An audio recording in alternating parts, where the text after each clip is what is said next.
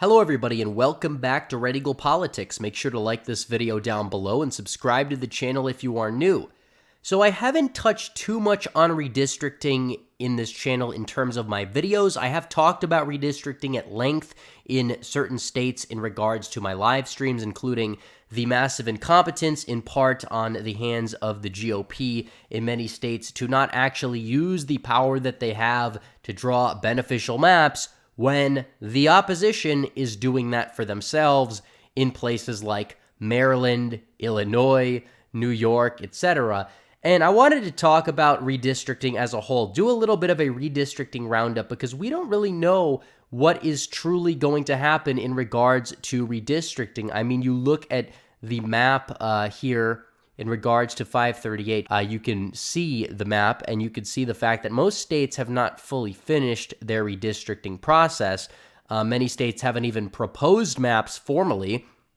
Meanwhile, other states actually have finished, and I really do believe that we are going to see this get done probably early next year at some point. A lot of these independent commissions, they say independent commission. Yeah, right. It's not independent whatsoever. If you believe that it's independent, I have an oceanfront property to sell you in the state of Nebraska. They're not. I mean, California's commission, not independent whatsoever. And, I mean, maybe, yeah, there's an exception where you have like a red state that has an independent commission that leans more Republican than not. But beside the point, we know the way these maps are going to go. The blue states are going to have more favorable maps to themselves, and Republicans in the red states are going to do the same, although there's a lot that they're leaving on the table. And we are going to get into this as well. But first, this video would not be complete without a word from our sponsors. And in today's video, this video is sponsored by none other than our friends over at Patriot Supply.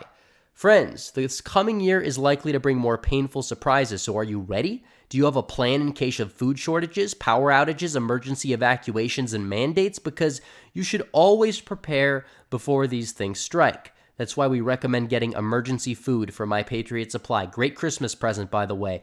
They're America's #1 preparedness company with several million happy, well-prepared customers. Their food lasts for up to 25 years in storage. It's like a survival insurance policy that you can eat. And when you need it, it will be right there. You'll save $100 on a 3-month emergency food kit if you act right now. They're selling fast. You get breakfast, lunch, dinner, drinks, etc., averaging over 2,000 calories a day. So hurry up and act. Go to preparewithredeagle.com and save $100 on your 3-month food kit. Again, preparewithredeagle.com. So looking at the map here, I'm not going to go through every state and analyze this. And first, I wanted to get to this Twitter thread that I saw earlier that I thought was fairly important that I wanted to talk about as well, because earlier on in the cycle, we said redistricting is going to net Republicans like a 5 to 10 seat gain anyways, and we said that alone would be enough to take back the House. Now, it's not going to benefit the Democrats much at all compared to what we have at it right now, and obviously Republicans are going to gain more than enough seats in the midterms where it's not going to be the difference most likely. Republicans are going to take back the House, mainly because of Biden's unpopularity, and when you have a president in there, with very few exceptions, the opposing party always gains, usually a considerable amount of seats. But when we look at this right here, there's this update where it says there will actually be a few more on the current trajectory, which things can change. Biden won congressional districts after redistricting. Then there are now 224 out of 435. I think right now the Democrats are sitting at, I believe, 222. So they only have gained, they're on track to gain 2, which might not even happen. Now, there are caveats to this, obviously, and we know this. And there are a lot of these narrow Biden won seats that are very tenuous for the Democrats in this cycle. We know that there's a lot of seats that Biden technically won that Democrats are probably not going to win next fall, no matter what, for a wide variety of reasons. But what we do know is that a lot of these blue states, they are being absolutely relentless. And a lot of these red states, they're not. Now, there are caveats to this, and we're going to discuss. But I wanted to look at the maps here. You look at what they're proposing out of these states like California. You're seeing that there. In a lot of these maps, you have Democrats gaining seats significantly. There's only going to be like 5 or 6 Republican held seats in California at this rate.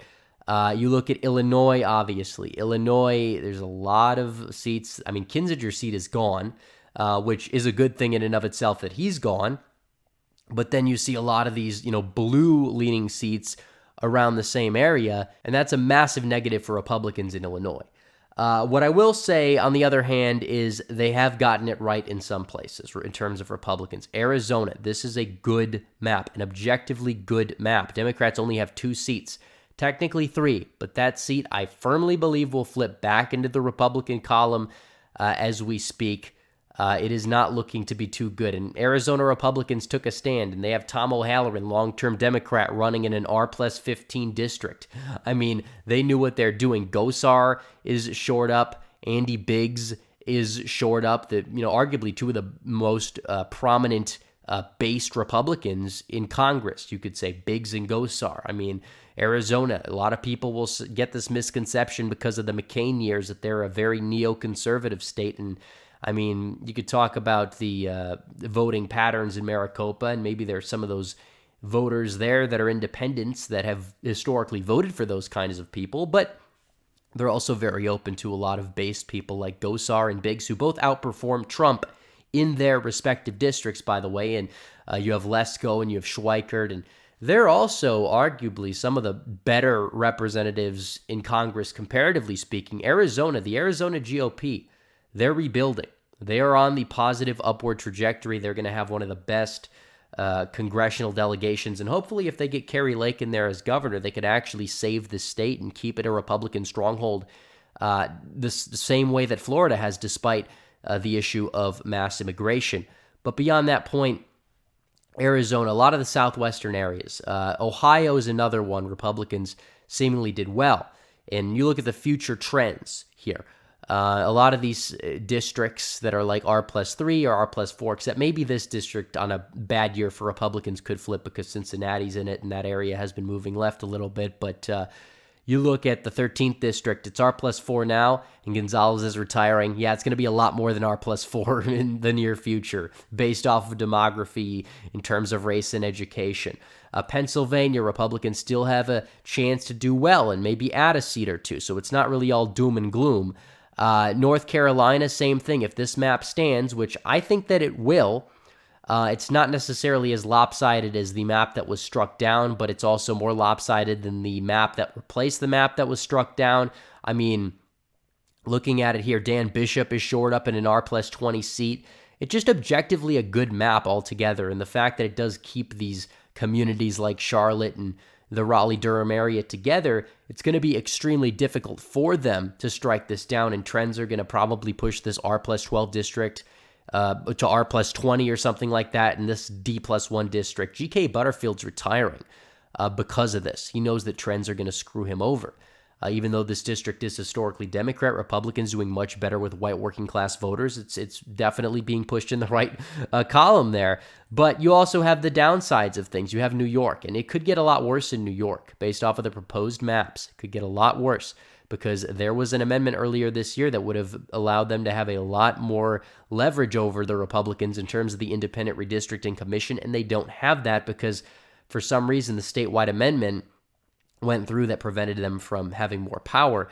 So New York is definitely a place where Republicans, they're not going to gain, but they might not lose that much, which is another thing. But you look at Pennsylvania, Ohio, North Carolina, Colorado's another one as well. We talk about states to watch. Colorado, definitely Boebert is shored up in this map, which is really interesting because this is a Democrat map, essentially, from what I understand.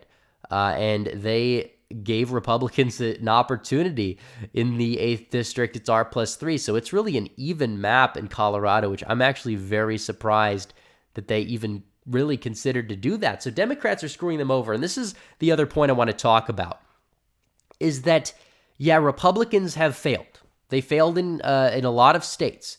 Obviously, the map is not finished, but you look at it. You look at some of these states. Obviously, Tennessee. This is one where you have, it seems as if we might get another district there out of the Nashville area, okay? But in terms of Nebraska, which their map was finalized, you look at Nebraska's map, this Omaha seat, this is crucial. This is very crucial.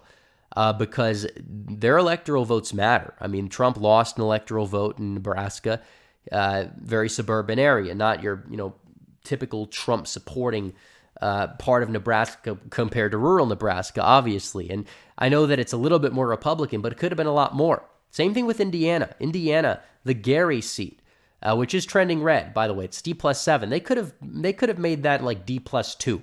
Really, they could have narrowed the margin. I know they wanted to shore up like Sparts and everything like that, but you could have had actually a pretty based representative from this area because it's fairly industrial, and you probably could have gotten a fairly Trumpian America First candidate to run and win in like exurban Chicago that like typically, some of this area down here, it's not really exurban Chicago, but it's more Republican, but no, apparently not. Apparently they didn't want to touch it. They'd rather help their friends out, but also simultaneously throw their enemies a bone by keeping their district there. So we have to look at that. Iowa, I want to check on Iowa. Iowa's map is not that bad. It's actually going to shore up more Republicans than possible. May not be the best map to look at, but it's good. But you have a lot of Republicans that are failing. They are tripping over themselves. But there's hope. There is hope that Dave Wasserman's threat is not, or Dave Wasteman, I should say, one of the dons of the election mafia, way off in 2020, by the way, where his thread may not really matter that much because Democrats are shooting themselves in the foot completely. And it's absolutely hilarious to watch as well. You look throughout these maps, California, yeah, they may make as many Dem seats as possible, but they're shooting themselves in the foot because in a red wave year, and because of trends in some white working class and Hispanic areas, they may end up losing more seats than they originally would expect. And it would be pretty funny, especially if there is 2022 suburban reversion because they're angry at Joe Biden. Illinois as well. Look at Illinois. That 17th district, the 13th district, I think the 6th district arguably as well, and maybe the 14th. You could see 4 blue districts flip because of the national environment, and it would be absolutely hilarious to watch in the process. So they could end up getting seats. Now, maybe if the national environment swings back a little bit, they may lose some of those seats, but still in the meantime, it will harm Democrats in the maps that they're doing. And in the 17th district and even the 13th district here, when you take trends into account, over time, maybe it's a D+4 seat. You elect a Republican by 1 because it's an R+5 year, but then it trends a few points Republican, that Republican's going to hold their seat. We just have to get the right people in there, obviously. The last 2 videos I've, talked about getting the right people in because that's arguably just as important as winning, because if you get the wrong Republicans in there, they're going to act the same way our opposition does and proves that they're controlled opposition, and we're tired of that because that's been going on for the past 50 years. But beyond that point, there are dummy manders. Nevada, especially because the Democrats in Nevada are the DSA takeover. They're literally run by crazy people, just lunatics who arguably 50 years ago may be in a mental asylum. You look at these DSA people, everybody's seen the clip, what is it called? Preference, point of personal privilege, whatever they were saying, just some random SJW nonsense. These people run what used to be the Reid machine, which was very effective. Republicans have a clear opportunity in Nevada, and they're trying to primary out their more like neoliberal representatives and place them with like people that are actually like openly Marxist. And these 3 seats might flip, which is a good thing, and maybe permanently too. New Mexico's another example of this as well. You talk about all of these districts. Republicans could, the 2nd district's a dummy mander. You talk about like the rural Hispanics.